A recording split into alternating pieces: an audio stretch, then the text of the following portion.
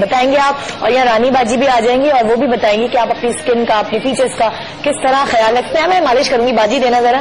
باجی سے میں آپ کو بتاؤں گی کہ آپ اپنے بچوں کی کیسی مساج کر سکتے ہیں. اور سر بٹھانے کے لیے جلدی بتا دوں جلدی سے, سر بٹھانے کے لیے کچھ لوگ جو ہے ریت کے تکیے رکھتے ہیں, کچھ لوگ بچوں کا سر پرچ جو ہوتی ہے, جو پیالی ہوتی ہے چائے کی, اس کی پرچ جو ہوتی ہے اس کے اوپر چھوٹے سے بچوں کا سر رکھا ہوا ہوتا ہے. میرے تو سندھیوں میں ہی ہوتا ہے. کچھ لوگ کتاب جو فلیٹ بک ہوتی ہے اس پر زمین پر صاف کپڑا ڈال کر بک کے اوپر اپنے بچوں کا سر رکھتے ہیں تاکہ ان کا سر بنے. اور آپ کو پتا ہے جب سر اچھا بنا ہوا ہوتا ہے تو آٹومیٹکلی آپ کا فیس ایک بڑا اچھا لک دیتا ہے. بریک کے بعد جب ہم آئیں گے تو میں آپ کو بتاؤں گی مالش کیسے کریں بچوں کی.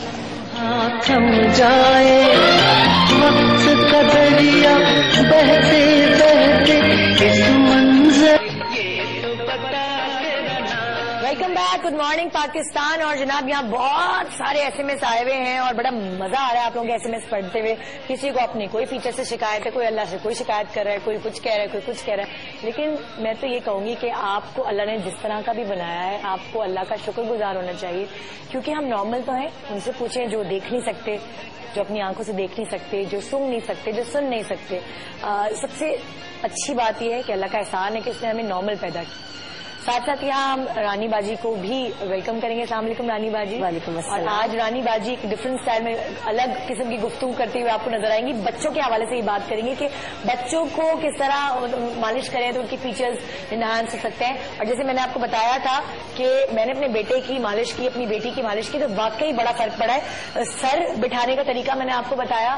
اور جب بھی مدر جو فیڈ کر رہی ہوتی ہے بچوں کو نا, تو وہ فیڈ کراتے وقت جس پوسچر میں بیٹھی ہوتی ہے اس وقت دوسرا ایک اپنا جو ہاتھ ہے وہ مستقل بچے کے ماتھے پہ اگر رکھی رہتی ہے نا, یہ ہتھیلی, یہ چیز یہاں رکھی رہتی ہے, اس سے آپ کے بچے کی پیشانی بہت خوبصورت ہو جاتی ہے. کہا جاتا ہے یہ جب بچہ چھوٹا ہوتا ہے ظاہر ہے جب وہ فیڈ پر ہوتا ہے اس وقت آپ اس کو اس طرح بچے کو لے کر یوں بیٹھ سکتے ہیں اور اپنے ہاتھ کو اس طرح پیشانی پر رکھ سکتی ہیں. ساتھ ساتھ بچے کی ناک, یہ جو ہلکا سا یہ آپ فنگر ٹپس ہوتی ہیں انگوٹھے, اس سے آپ یہ دیکھ سکتے ہیں, نظر آ رہے ہیں. ہاں یہ میں یوں کیا کرتی تھی. یہ بہت بچے تھوڑا روتا بھی ہے لیکن اس کو آلو آئل لے لیں یا کوئی اچھا سا تیل لے کر آپ اس سے بیبی آئل سے بھی مساج کر سکتی ہیں یوں کر کے. اور اس کے بعد جو ہے باقاعدہ میں یوں کیا کرتی تھی اس طرح, جو جس طرح فیشیل ہوتا ہے بچوں کو یوں کر کے, اور اس سے کافی حد تک آپ کے بچے کے فیس جو ہے نا وہ یہ جو چیز ہم بعد میں کرتے ہیں نا فیشیل پہ, بچے کے کافی اچھے فیچرز بنتے ہیں اس سے. اور یہ جو یہ ہونٹ کے نیچے کی چیز ہوتی ہے اس کو یوں, مجھے آج بھی یاد ہے کیونکہ میں نے 10 مہینے دونوں بچوں کی مالش کی. نظر آ رہی ہے یہ دیکھیں, یہ چیز اس کی چن اچھی بنتی ہے. یہ میں نے بچپن سے کی چیز. پھر ساتھ جب اس کی باڈی ہوتی تھی, جس کا چیسٹ ہوتا تھا, میں اپنے بیٹے کا, بیٹی کا تو نہیں, بیٹے کے چیسٹ کے اوپر یہ یوں ہاتھ جاتا تھا مالش سے, یوں اور یوں. اور یقین مانے یہ بہت افیکٹو ہوتی ہے. میں بھی یقین نہیں کرتی تھی, میری ساس جب مجھے سکھاتی تھی تو میں سمجھتی تھی بڑی ظالم ہے یہ, میرے بچے کے ساتھ کیسے مالش کر رہی ہیں. لیکن جب میں نے رزلٹ دیکھا, اس کی گردن لمبی کرنے کا طریقہ, اس کی گردن کی مساج, تو واقعی یہ افیکٹو ہے. اور یہاں ڈاکٹر صاحب بھی ہیں, ان سے بھی پوچھیں گے, رانی باجی بھی بتائیں گی کہ آپ بچے کو اگر اس طرح کریں تو کیا. آپ کے پروگرام میں میں بیٹھی ہوئی تھی, ڈاکٹر صاحب کی بھی, عالیہ کی بھی گفتگو سن رہی تھی. دیکھیے ندا, میرا جو ایک یقین ہے وہ یہ ہے کہ بچے کی نقوش بچپن میں ڈیولپ ہوتے ہیں. کبھی بھی آپ نے کسی کو ایسا نہیں دیکھا ہوگا کہ کسی بچے کو آپ نے 9-10 سال کی عمر میں دیکھا اور جب وہ بڑا ہوا تو ایبسلوٹلی اس کے نقوش چینج ہو گئے. یہ ماں باپ کی ذمہ داری ہوتی ہے, ماں کی, دادی, نانی, پھوپھی, خالہ, جو گھر کے لوگ ہوتے ہیں. جب بچہ نیو بورن ہوتا ہے 6 ماہ کی عمر تک اس کی ہڈیاں بالکل نرم اور کرکری ہوتی ہیں. آپ جس موومنٹ میں اس کو آپ ڈائیورٹ کر دیتی ہیں وہ اسی موومنٹ میں ڈائیورٹ ہو جاتی ہے. سب سے پہلے ہم ناک کو لیتے ہیں. آپ نے بہت ہی اچھا بتایا کہ ناک کے لیے ہمیشہ ہم تیل کے ساتھ اس طرح کر کے جب اوپر کرتے ہیں تو آپ یہ دیکھیے کہ ناک ہمیشہ بہت اونچی اور پتلی ہو جاتی ہے. اور وہ بچے پیدائشی طور پہ نقوش نظر آ جاتے ہیں. ہم کہتے ہیں بہت چپٹا بچہ پیدا ہوا ہے, بہت موٹی ناک ہے. ہم بچپن ہی میں ہمارے یہ کامنٹس ہوتے ہیں.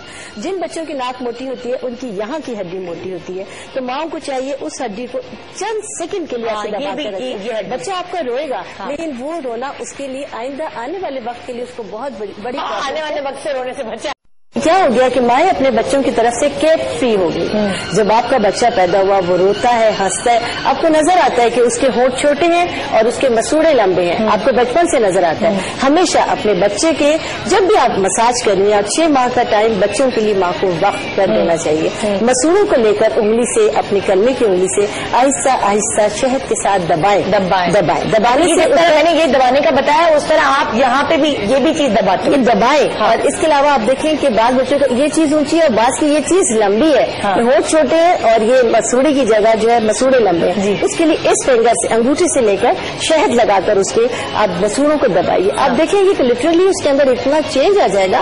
जब आपका बच्चा आपके सामने, उसके अंदर बेहद तब्दीली आ जाएगी। गर्दन को लंबा करने के लिए बच्चे के सर के नीचे तकिया ना रखें कभी भी।